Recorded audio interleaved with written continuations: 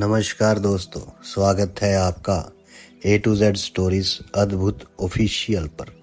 साधु संत फकीर गुरु रहबरों की सदा ही जय जयकार। जब गुरु मत्स्येंद्र नाथ जी का जो शरीर था वो रानी रेवती ने नष्ट करवा दिया और जंगल में फेंकवा दिया था, तो उस वक्त गुरु गोरखनाथ जी तीर्थ यात्रा पर गए हुए थे। तो जब वो तीर्थ यात्रा से वापस लौटे तो वापस आकर उन्होंने जो देखा वे उनकी कल्पना से भी बिल्कुल परे था। अब आगे यह है कि गुरु गोरखनाथ जी घूमते घूमते गोदावरी गंगा के निकट आबा नगर के जंगल में आए। वहां उन्हें भूख ने बुरी तरह से सताया, परंतु वहां उन्हें पानी तक नजर नहीं आया। दोपहर के समय उन्हें एक 10 वर्ष का बालक खेत में खड़ा दिखाई दिया। उस बालक का नाम माणिक था। वे खाना खाने को तैयार था, तभी गुरु गोरखनाथ जी ने उसे आवाज दी। संत की आवाज सुनकर वे उठकर बोला, आप बेवक्त जंगल में कैसे आए? गुरु गोरखनाथ बोले, मुझे कुछ खाना पीना दो तो तुम्हें पुण्य मिलेगा। माणिक ने कहा, आओ संत जी, खाना तैयार है। और जब गुरु गोरखनाथ जी खाना खाने के लिए बैठे तो उस वक्त माणिक ने उनका बड़ा आदर सत्कार किया और गुरु गोरखनाथ जी को खाना खिलाकर और पानी पिलाकर प्रसन्न किया। तब गुरु गोरखनाथ जी ने उस लड़के से उसका नाम धाम पूछा। वे लड़का बोला कि बाबा जी, आपका काम हो गया, अब आपको नाम धाम पूछकर क्या करना है, अब आप अपने रास्ते चले जाओ। इस पर गुरु गोरखनाथ बोले, बच्चा, जो कुछ तुम कह रहे हो वह ठीक है, परंतु तुमने मुझे खाना खिलाकर प्रसन्न किया है। तुम्हारी जो इच्छा हो मुझसे वर मांग लो। वे लड़का बोला, आप तो स्वयं ही दूसरों से अन्न जल मांगते फिर रहे हो, भला आप मुझे क्या दे सकते हो? गुरु गोरखनाथ बोले, बच्चा, आज तुम मुझसे जो भी मांगोगे मैं तुम्हें वही दूंगा। परंतु उस लड़के को गुरु गोरखनाथ जी की बात पसंद नहीं आई और वे बोला, आप भिक्षुक लोग मुझे क्या दे सकते हो? मैंने जो कुछ देना था वे दे दिया, अब आप अपना रास्ता नापो। उसकी बात सुनकर गुरु गोरखनाथ जी ने सोचा कि ये किसान लोग अनपढ़ व कम बुद्धि के होते हैं और वैसे भी ये तो बालक ही है। मुझे इसका कुछ ना कुछ हित तो अवश्य करना चाहिए, इसका कुछ ना कुछ भला तो अवश्य करना चाहिए। ये सोचकर गुरु गोरखनाथ जी ने उस लड़के से कहा, अगर तुम कुछ लेते नहीं तो कुछ दे ही दो। बोलो, जो तुमसे मांगूंगा क्या तुम मुझे दोगे? लड़के ने कहा, जी हाँ दूंगा, आप मांगो तो सही। गुरु गोरखनाथ बोले, मैं तुमसे केवल इतना ही मांगता हूं कि जिस चीज की तुम्हें सबसे अधिक इच्छा हो उसे ही त्याग देना। माणिक ने गुरु गोरखनाथ जी का कहा मान लिया। शाम को जब वे सिर पर बोझा रखकर घर जाने को तैयार हुआ तब वे गुरु गोरखनाथ जी को दिए वचन को याद करके खड़ा का खड़ा रह गया, क्योंकि उसे भोजन सबसे अधिक प्रिय था। अपना वचन याद आते ही उसने भोजन त्याग दिया, जिससे उसका शरीर सूख कर ढांचा बन गया।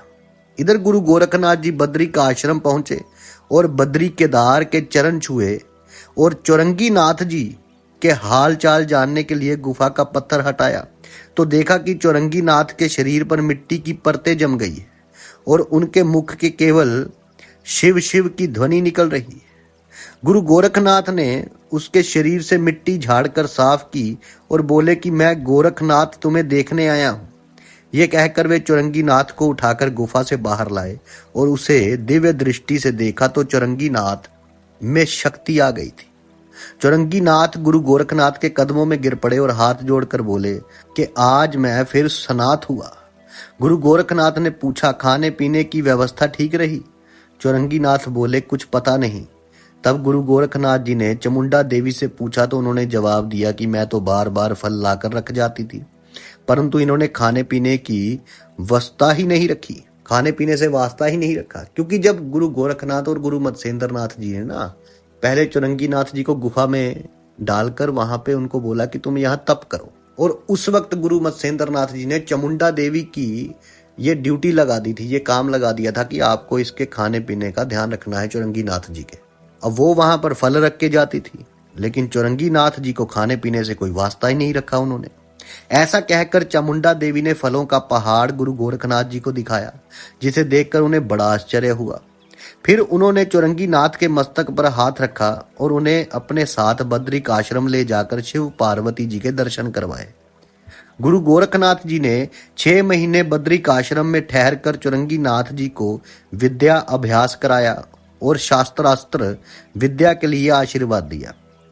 उसके बाद बद्री केदार को प्रणाम कर गुरु गोरखनाथ जी चौरंगी नाथ जी को लेकर कौडिल्यपुर गए और चौरंगी नाथ को अपने माता पिता से मिलने को कहा।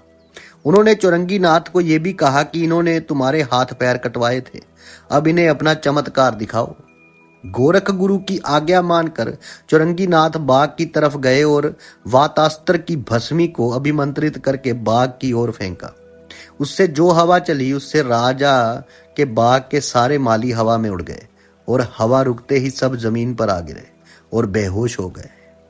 राजा को जब मालियों की दुर्दशा का पता चला तो उन्होंने पहरेदारों को आज्ञा दी कि वे प्रतापी कौन है इसका पता लगाओ।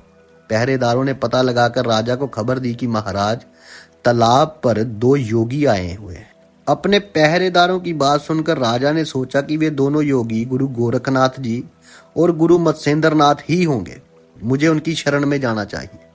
पता नहीं दोनों के मन में क्या है, ना मालूम वे सारा नगर ही जलाकर भस्म कर दे। ये सोच राजा हाथ जोड़कर अपनी सेना सहित योगियों की शरण में आया। तब गुरु गोरखनाथ जी ने चौरंगी नाथ से अपना प्रताप दिखाने को कहा। गुरु की आज्ञा मिलते ही चौरंगी नाथ ने वातास्त्र छोड़ा, जिससे राजा अपनी सेना सहित आकाश में उड़ गया। दोबारा आज्ञा मिलते ही उसने पर्वतास्त्र छोड़ा, जिससे वातास्त्र का प्रभाव कम हो गया और सब धीरे धीरे नीचे उतर आए। गुरु गोरखनाथ जी के कहने पर चौरंगी नाथ ने अपने पिता के चरण छुए और उनका पुत्र होने की पहचान कराई। अपने पुत्र को पहचान कर राजा ने उसे अपने सीने से लगा लिया और गुरु गोरखनाथ के चरण छुए। तब गोरखनाथ से घर चलने का आग्रह किया राजा ने। तब चौरंगी नाथ बोले, हम आपके घर नहीं जाएंगे, क्योंकि आपने मेरी सौतेली माता की कपट भरी बातों में आकर मेरे हाथ पैर कटवा दिए, मुझे चौराहे पर फिकवा दिया था। फिर चौरंगी नाथ ने राजा से सारी सच्चाई बयान की। तब राजा को पता चला कि रानी भूजावती व्यभिचारिणी है। उसने क्रोध में आकर अपने सेवकों को आदेश दिया कि जाओ और रानी को मारते पीटते और घसीटते हुए यहाँ लाओ। परंतु चौरंगी नाथ ने राजा से कहा, माता को यहाँ बुलाने की आवश्यकता नहीं है। आपको जो कुछ भी कहना है राजमहल में ही कहना चाहिए। राजा की बहुत आग्रह करने पर वे गुरु गोरखनाथ जी और चौरंगी नाथ को पालकी में बिठाकर राजमहल में ले जाया गया। राजमहल में पहुंचकर रानी को सारी बात बताई और उसे बुरा भला कहकर महल से निकाल दिया। तब गुरु गोरखनाथ जी ने राजा को शांत किया और तीसरा विवाह करने की सलाह दे दी। गुरु गोरखनाथ ने अपना वरद हस्त राजा के मस्तक पर रखकर आशीर्वाद दिया कि तीसरा विवाह करने से तुम्हारा वंश आगे बढ़ेगा। कौडिल्यपुर छोड़ने के बाद गुरु गोरखनाथ और चौरंगी नाथ प्रयागराज पहुंचे और उस चरवाही को बुलाकर उससे अपने गुरु मत्स्येंद्रनाथ जी के शव के बारे में पूछा, तो वह भय के कारण थरथर कांपने लगी। फिर वे ये सोचकर कुछ बोली कि जब महारानी ने मुझे डरा धमका कर पूछा तो मुझे मजबूर होकर सब कुछ बताना पड़ा। उस शव की क्या दशा हुई इसके बारे में मुझे कुछ नहीं मालूम। चरवाही की बात सुनकर गुरु गोरखनाथ जी को शंका हुई और उन्होंने सुरंग में जाकर शव देखा तो शव दिखाई नहीं दिया। तब वे रोने लगे। गुरु गोरखनाथ जी को रोता देखकर चरवाही बोली, आप चिंता मत करो, मैं अभी महारानी से शव के बारे में पूछ कर आती। वे तुरंत ही राजमहल में पहुंचकर रानी से बोली, मैंने योगी मत्स्येंद्रनाथ जी का शव आपको सौंपा था। अब 12 वर्ष बाद गुरु गोरखनाथ जी आए हैं, मैं उनसे क्या कहूँ। ये सुनकर रानी ने उसे अलग ले जाकर कहा कि मैंने उस शरीर के टुकड़े टुकड़े करके जंगल में फिकवा दिए थे। इस बात को काफी समय हो गया, अब तक तो उसे कीड़े मकोड़े खा गए होंगे। रानी की बात सुनकर वे चरवाही बहुत भयभीत हुई और अपना माथा पीटती हुई वापस आई और सारी बात जाकर गुरु गोरखनाथ जी को बता दी। चरवाही की बात सुनकर गुरु गोरखनाथ जी को बहुत क्रोध आया। उन्होंने रानी को दंड देने का निश्चय किया। फिर सोचा कि मेरे गुरु की पत्नी तो मेरी माता ही हुई और दंड देने का विचार छोड़ दिया। फिर वे गुरु मत्स्येंद्रनाथ जी के शव के टुकड़े ढूंढने में लग गए, परंतु टुकड़े जंगल में होते तो मिलते। वे तो पहले ही वीरभद्र के पास कैलाश पर्वत पर पहुंच चुके थे। थक हार कर वे कैलाश पर्वत पर गए। जब वीरभद्र को पता चला कि 12 वर्ष बीत चुके हैं और गुरु गोरखनाथ आने ही वाले होंगे, तो उसने सोचा कि अब हमें सावधान रहना चाहिए। इतना सुनते ही गुरु गोरखनाथ और चौरंगीनाथ झोली खप्पर लेकर तैयार हुए। गुरु गोरखनाथ ने पहले सूर्य और पर्वतास्त्र की योजना की, जिससे सूर्य के रथ चलने में बाधा उत्पन्न हुई। तब सूर्य ने वज्रास्त्र से पर्वतास्त्र का तोड़ किया और बोले, मेरे काम में रुकावट डालने वाला कौन सा वीर पैदा हो गया। फिर उन्होंने जाना कि ये सब गुरु गोरखनाथ का कार्य है। सूर्यदेव गोरखनाथ जी के सम्मुख आकर खड़े हो गए। किसी को उनका ताप ना सताए, इसलिए उन्होंने चंद्रास्त्र की योजना करके हजारों चंद्रमाओं को पैदा कर दिया, जिससे सूर्य की गर्मी ने किसी को नहीं सताया। गोरखनाथ जी और चौरंगीनाथ ने सूर्यदेव के चरण छुए। तब सूर्यदेव बोले, आप लोगों ने मुझे व्यर्थ क्यों परेशान किया है।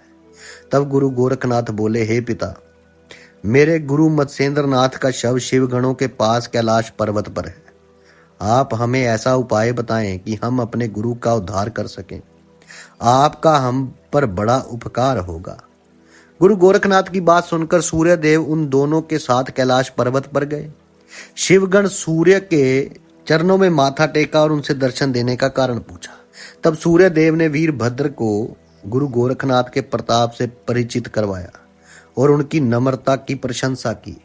परंतु वीरभद्र पर इस बात का कोई प्रभाव न पड़ा। वे कहने लगा कि गुरु मत्स्येंद्रनाथ ने हम लोगों की बुरी गत बनाई थी, अब हमारा मौका है। तब सूर्य ने उसे समझाया कि अगर तुम्हें अपने ऊपर इतना घमंड है तो उस समय तुमने अपनी शक्ति क्यों नहीं दिखाई। अब मौका देखकर अकड़ दिखा रहे हो। परंतु गोरखनाथ जी को कम ना समझना, वे अपने गुरु से एकदम आगे ही हैं, बहुत आगे हैं, एक कदम आगे ही हैं। अकेले गुरु मत्स्येंद्रनाथ ने तुम्हारी क्या दशा की थी, यह तुम भली प्रकार जानते हो। अब तो गुरु गोरखनाथ और चौरंगीनाथ दो योगियों से मुकाबला है। लेकिन वीरभद्र पर सूर्यदेव की किसी बात का असर नहीं हुआ। वे बोला, हम गुरु मत्स्येंद्रनाथ के शव के टुकड़े किसी भी कीमत पर वापस नहीं देंगे।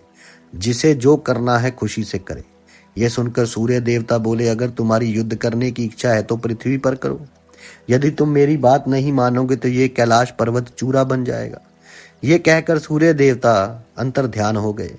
वीरभद्र ने शिवगणों को आज्ञा दी, तुम लोग चलो भी, मैं भी आता।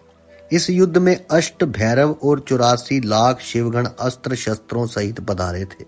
शिवगणों की सेना देख गुरु गोरखनाथ और चौरंगीनाथ दोनों योगी भी तैयार हो गए।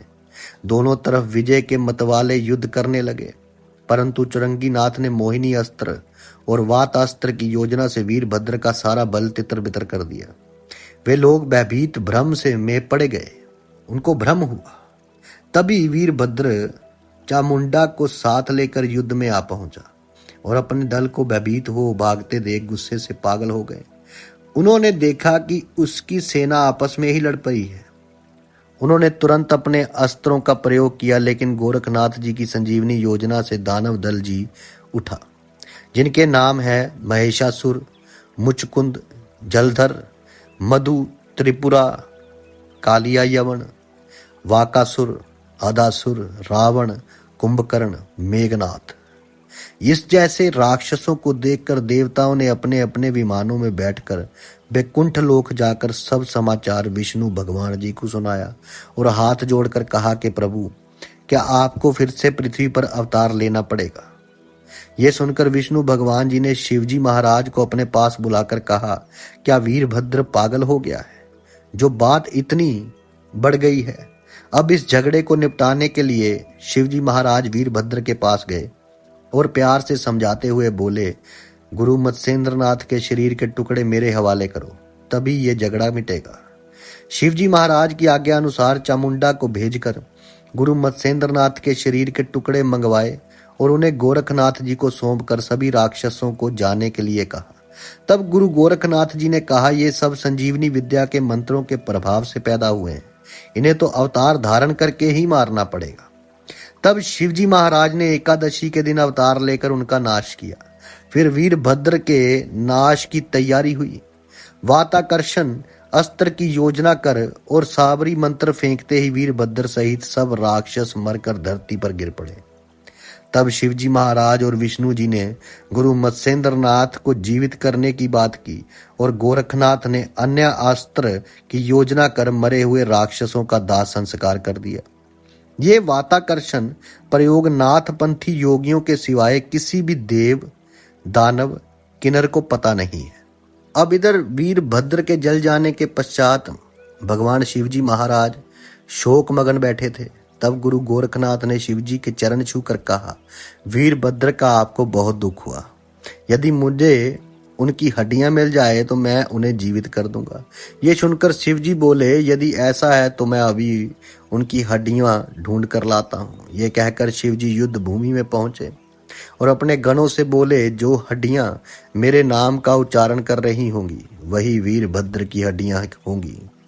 ये पहचान बताकर शिवजी ने वीरभद्र की हड्डियां ढूंढवाई और उन्हें लेकर गुरु गोरखनाथ के पास पहुंचे सभी गण। तब गुरु गोरखनाथ जी ने संजीवनी मंत्र को दोबारा से सिद्ध करके उसकी भस्मी वीरभद्र की हड्डियों पर छिड़की। भस्मी छिड़कते ही वीरभद्र उठ बैठे और अपने धनुष बाण को पूछकर कहने लगे कि मैं अभी सब राक्षसों को मारकर गोरखनाथ को यम सदन पहुंचा दूंगा। ये सुनकर शिवजी बोले, व्यर्थ की बातें मत करो। फिर वीरभद्र को सारी बात समझाकर गुरु गोरखनाथ से दोस्ती करवा दी। इतने में शिवगण वहां आकर गुरु गोरखनाथ और शिवजी महाराज को कैलाश पर्वत पर ले गए। फिर वे गुरु मत्स्येंद्र नाथ के शरीर के टुकड़े लेकर शिवालय में आए। उधर त्रिविक्रम राजा भोग विलास में मस्त थे। एक दिन वे शिवालय में गए। वहां पर गुरु गोरखनाथ अपने गुरु के शरीर के टुकड़ों को लाकर प्रतीक्षा कर रहे थे। राजा के कुशल समाचार पूछने के बाद गोरखनाथ जी ने उनसे अभी तक घटी सारी घटनाएं बयान की। तब राजा ने कहा कि तुम अभी यहीं ठहरो, मैं धर्मनाथ को राजगद्दी सौंप कर तुम्हारे पास वापस आता हूँ। यह कहकर राजा राज दरबार में गए और अपने प्रधान से विचार विनिमय करके ठीक मुहूर्त में धर्मनाथ का राज्याभिषेक कर दिया। उसने गरीबों को खूब दान दक्षिणा भी दी। फिर उसने राजा का शरीर त्याग कर शिवालय पहुंचकर अपने पुराने शरीर में गुरु मत्स्येंद्र नाथ जी ने प्रवेश किया। उस शरीर के टुकड़ों को गुरु गोरखनाथ जी ने संजीवनी विद्या से ठीक कर दिया था। इधर रानी ने जब सोते हुए राजा को उठाने के लिए हिलाया तो उसने देखा कि राजा का शरीर मुर्दे के समान पड़ा है। वे दहाड़े मार मार कर रोने लगी। रानी के रोने की आवाज सुनकर धर्मनाथ, प्रधान और अन्य दरबारी दौड़े आए। राजा का शव देखकर सब रोने लगे। फिर सब लोग राजा के शव को शमशान ले गए और उनका दाह संस्कार करके वापस आकर रानी को धीरज बंधा कर अपने अपने घर लौट गए। उधर मत्स्येंद्र नाथ जी उठ बैठे और रेवती रानी मत्स्येंद्र नाथ का पता लगाने शिवालय जा पहुंची। धर्मनाथ को पिता के गम में खाना पीना कुछ भी नहीं भाता था। तब रानी ने धर्मनाथ को समझाया, बेटा तुम व्यर्थ शोक मत करो, तुम्हारे पिता की मृत्यु नहीं हुई। तुम्हारे पिता चिरंजीवी योगी गुरु मत्स्येंद्र नाथ हैं। तुम स्वयं शिवालय में जाकर उनके दर्शन कराओ। धर्मनाथ ने अपनी माता से पूछा, माँ, योगी गुरु मत्स्येंद्र नाथ मेरे पिता किस प्रकार है? तब रानी ने उसे सारी घटना समझाई। ये सुनकर धर्मनाथ शिवालय पहुंचा और उसने गुरु मत्स्येंद्र नाथ के चरण छुए। फिर वे उनके पालकी में बिठाकर महल में लाया और खूब आदर सत्कार किया और भरपूर सेवा की। उसके पश्चात गुरु मत्स्येंद्र नाथ, गुरु गोरखनाथ और चौरंगी नाथ जी कुछ दिन वहां रहने के बाद तीर्थ यात्रा को जाने को तैयार हुए। धर्मनाथ को उन तीनों से बिछड़ने का बहुत दुख हो रहा था। वे भी उनके साथ ही तीर्थ यात्रा पर जाने की जिद करने लगा। तब गुरु मत्स्येंद्र नाथ बोले, बेटा अभी तो तुम राजकाज करो, 12 वर्ष के बाद हम आएंगे। तब गुरु गोरखनाथ से तुम्हें दीक्षा दिलवा कर अपने साथ ले जाएंगे। धर्मनाथ को ये समझाकर तीनों संत चल पड़े। तीर्थ यात्रा करते हुए वे गोदावरी नदी के किनारे धाम नगर में आ पहुंचे। वहां आकर गुरु गोरखनाथ को मानिक किसान की याद आई और उन्होंने मानिक से हुई सारी बात गुरु मत्स्येंद्र नाथ को बताई। आगे चलकर उन्होंने देखा कि मानिक पत्थर की मूर्ति के समान खड़ा ओम नमः शिवाय का जाप कर रहा है। तब गुरु मत्स्येंद्र नाथ ने पूछा, क्या ये वही मानिक है? फिर वे तीनों संत मानिक के पास पहुंचे और उससे पूरा तप करने को कहा। तब मानिक ने उन तीनों से कहा कि आप लोग ये व्यर्थ की बातें किस लिए करते हो? अब आप यहां से जाओ। तीनों संतों ने उससे जो पूछा उन्हें उसका उत्तर उल्टा ही मिला। तब दोनों योगी एक पेड़ के नीचे जाकर बैठ गए और गुरु गोरखनाथ माणिक के पास रहे। गुरु मत्स्येंद्र नाथ और चौरंगी नाथ दूर से देखने लगे कि गोरखनाथ जी अब क्या करते हैं। गोरखनाथ जी माणिक के सामने खड़े होकर जोर से बोले, हा हा हा हा, मैंने आज तक ऐसा तपस्वी नहीं देखा। ऐसे संत को ही अपना गुरु बनाकर उसका शिष्य बनना चाहिए। मेरा भाग्य बड़ा बलवान है। फिर माणिक से बोले, स्वामी जी, मैं आपका शिष्य बनना चाहता हूँ, आप मुझे उपदेश करें। इतना सुनकर माणिक बोला, बेटा, तुम इतने बड़े हो गए लेकिन अकल तुमसे कोसों दूर है। तुम मुझे गुरु बनाने की बजाय खुद मेरे गुरु क्यों नहीं बन जाते? उल्टा उत्तर मिलने की आशा से गुरु गोरखनाथ ने माणिक से ऐसा प्रश्न किया था। तब गुरु गोरखनाथ ने माणिक को मंत्रों का उपदेश दिया, जिससे उसे त्रिकालदर्शी और सारा संसार ब्रह्ममय दिखाई देने लगा। तब वे तप छोड़कर गुरु गोरखनाथ के चरणों में गिर पड़ा। गुरु गोरखनाथ ने उसके शक्ति मंत्र की भस्मी उसके ऊपर छिड़की तो वे पहले की तरह स्वस्थ हो गया। गुरु गोरखनाथ जी उसका हाथ पकड़कर गुरु मत्स्येंद्र नाथ के पास ले गए। उसका अजीब स्वभाव देखकर गुरु मत्स्येंद्र नाथ जी ने माणिक का नाम अड़भंगनाथ रखा और उसे दीक्षा दी। फिर चारों संत तीर्थ यात्रा के लिए एक साथ चल दिए। गुरु गोरखनाथ ने अपने शिष्य को सर्व विद्या संपन्न कर दिया। वे लोग तीर्थ यात्रा करते हुए 12 वर्ष बाद प्रयागराज पहुंचे। इधर धर्मनाथ के पुत्र हुआ था, जिसका नाम विक्रमनाथ रखा गया। जब धर्मनाथ को पता चला कि चारों संत यहाँ आए हुए हैं तो वे उन्हें महल में ले आया।